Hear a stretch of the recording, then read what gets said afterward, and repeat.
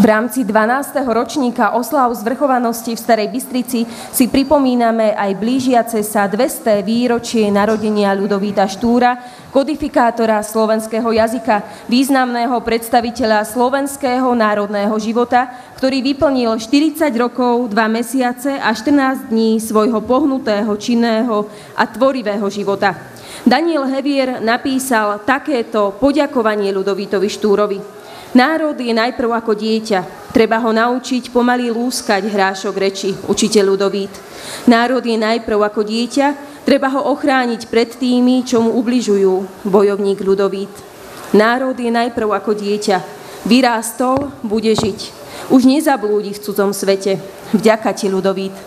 No a spomenúci na Ľudovíta Štúra a na význam osláv zvrchovanosti nielen u nás v Starej Bystrici si prichádza aj náš pán starosta, poslanec Národnej rady Slovenskej republiky Jan Podmanický. Príjemný dobrý večer, milí priatelia. Normálne sa cítim trocha nesvoj, lebo nevidím žiadne oblaky nad Starou Bystricou.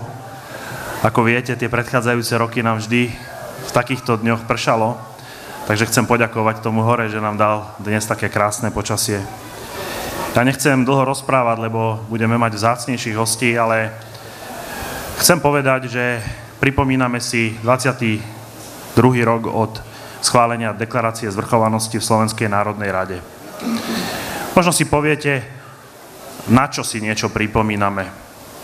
Národ, ktorý nepamätá na svoju históriu, na svoje dejiny, je odsúdený k tomu, aby si ju znova prežil. A tie naše dejiny neboli celkom jednoduché. Veľa ľudí zomrelo za to, aby sme dnes mali svoj jazyk, svoju kultúru, svoj štát, svoju domovinu. Veľa ľudí bolo odvlečených od svojich rodín, malé deti, ktoré systematicky odnárodňovali. Veľa ľudí strávilo veľa času vo väzení.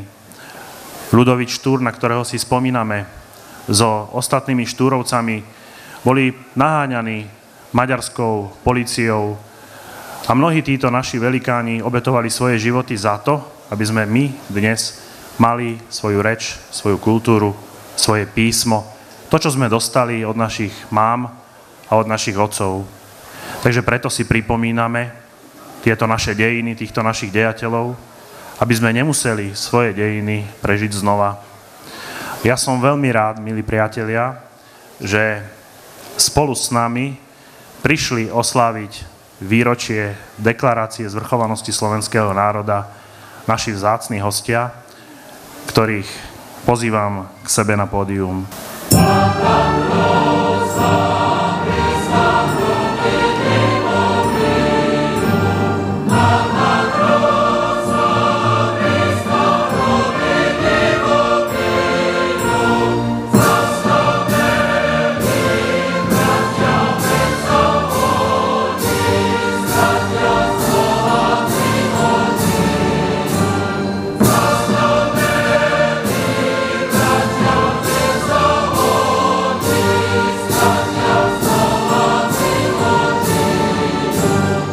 Dovolte, aby som vás pozdravila, tentokrát myslím aj symbolicky ako Banskobystričan.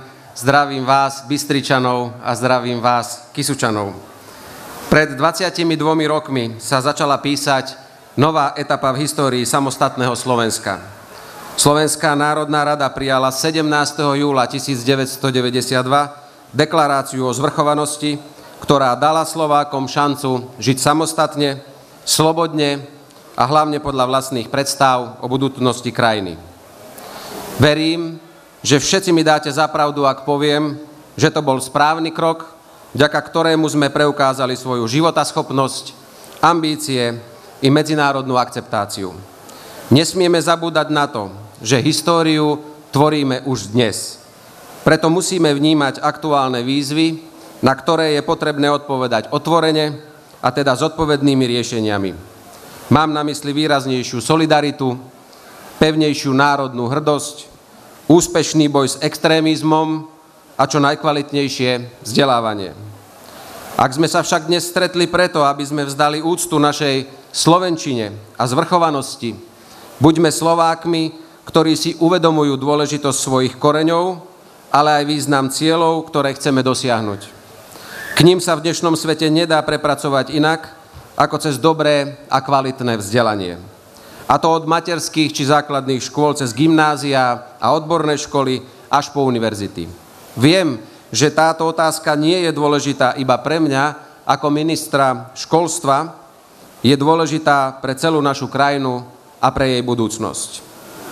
Blížiace sa 200. výročie narodenia Ľudovíta Štúra, ktorého pripomenutie je súčasťou dnešného podujatia, a boj Štúrovcov za národnú identitu, štátnu suverenitu, ale aj za občianske a sociálne práva, nám všetkým dáva silu a podporu v našom spoločnom úsilí o lepšie Slovensko.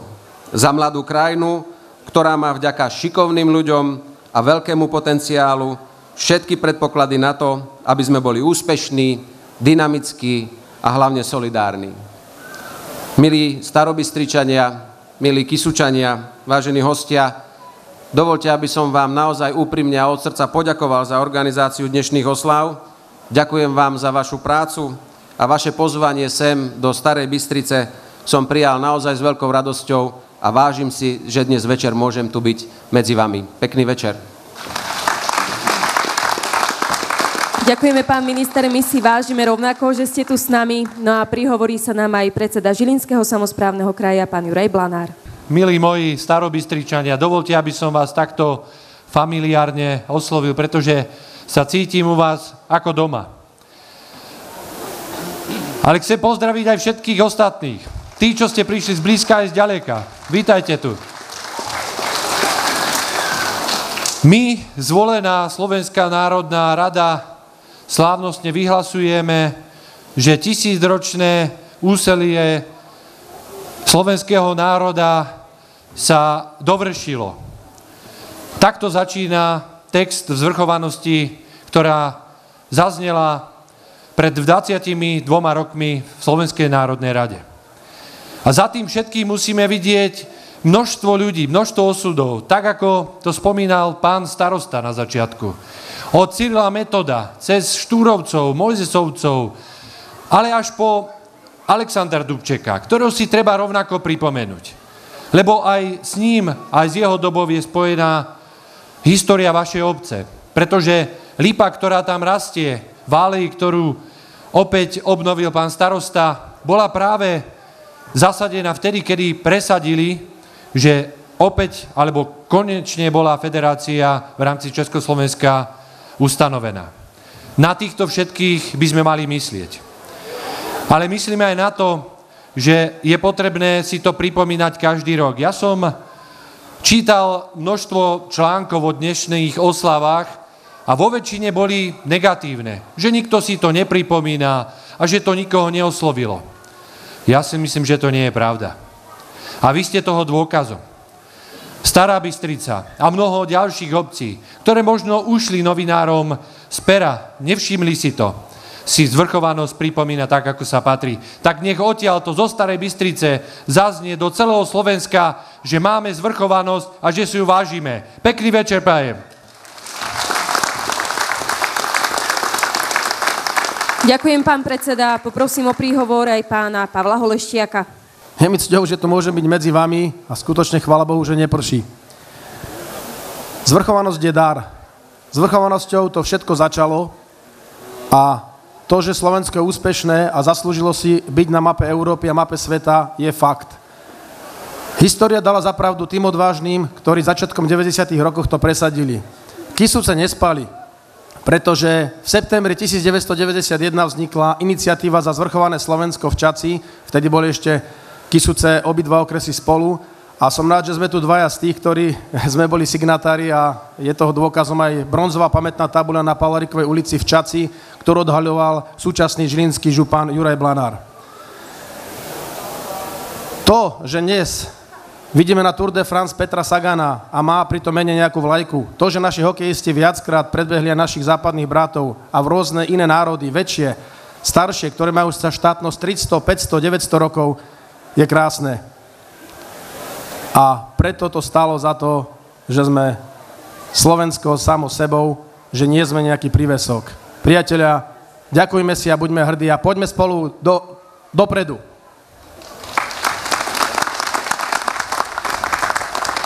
Ďakujem. Pozdraviť Starobystričanov chce aj pán Tomáš Tomeček, starosta obce Řeka z Českej republiky.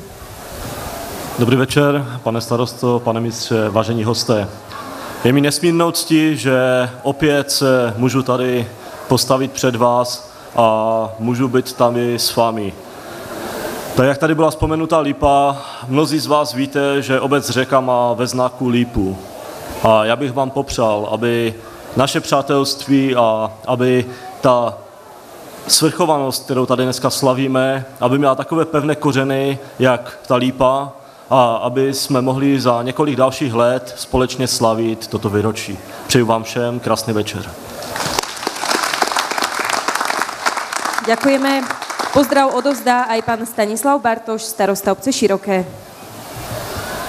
Vážený pán minister, vážený pán starosta, vážení hostia, milí Starobystričania, som veľmi rád, že tradícia oslav zvrchovanosti Slovenskej republiky sa v Starej Bystrici ujala a poviem tak úprimne od srdca, trochu aj závidím Starej Bystrici, že si pripomínate to krásne výročie, aj keď už ide o 22.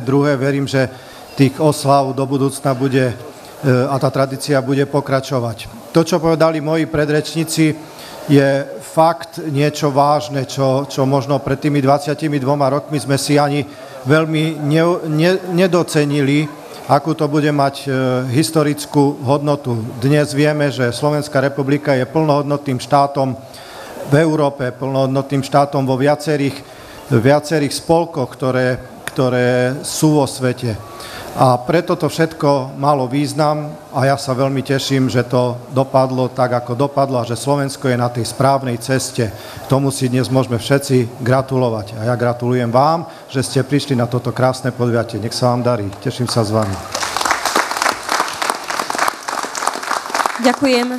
No a pár slov aj od pána Miroslava Kundríka, generálneho riaditeľa spoločnosti SEVAK. Dovolte mi, aby som v mene spoločnosti Severoslovenské vodárne a kanalizácie akciová spoločnosť Žilina vás srdečne pozdravil pri tejto príležitosti. A je to spoločnosť, ktorá toto podujatie každoročne podporuje.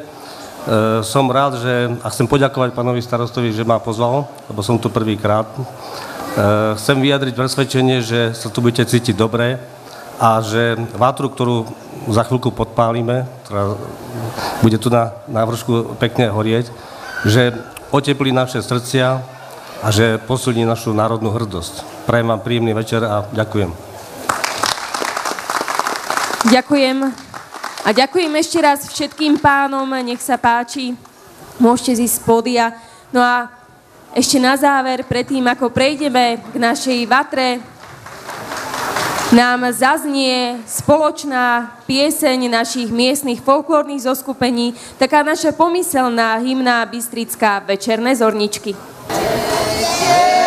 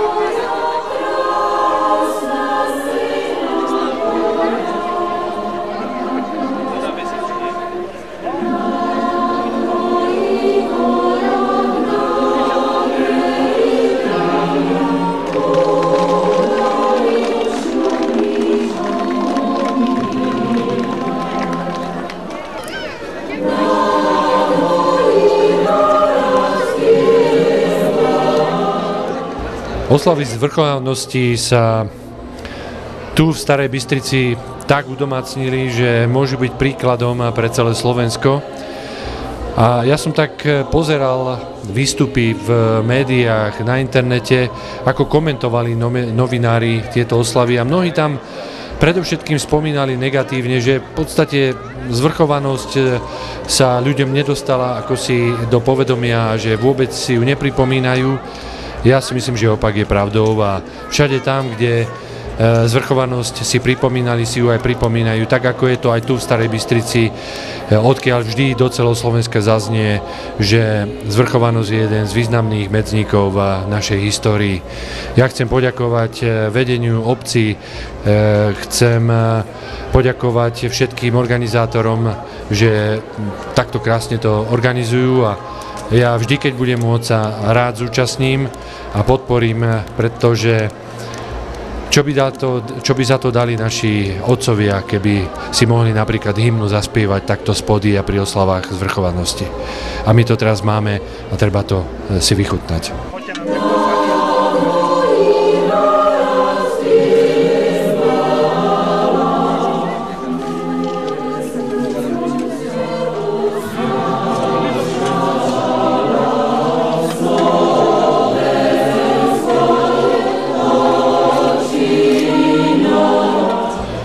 V tomto roku sme už 12. krát organizovali oslavy zvrchovanosti Slovenskej republiky a myslím, že tento ročník patrí medzi najúspešnejšie, pretože aj vďaka Pánu Bohu sme mali naozaj tento rok veľmi dobré počasie a myslím si, že aj počet návštevníkov a divákov je rekordný, takže ja si myslím, že je to vydarené podujatie a je to skvelá príležitosť na takýchto podujatiach si pripomínať významné historické okamihy v dejinách nášho národa, lebo národ, ktorý zabúda na svoje dejiny, je nútený opätovne ich prežiť. Takže práve pripomínaním si významných osobností v našich dejinách, pripomínaním si významných dátumov, si ako si pestujeme taký cit pre správne pochopenie aj našej minulosti a teda aj našej budúcnosti. Oslavy zvrchovanosti Slovenskej republiky v Starej Bystrici sú dobrým priestorom na to, aby sme možno boli aj lepší ľudia, ktorí tým, že sa snažia lepšie žiť, tak pomáhajú aj svojmu okoliu, svojej obci, svojmu národu, svojmu štátu.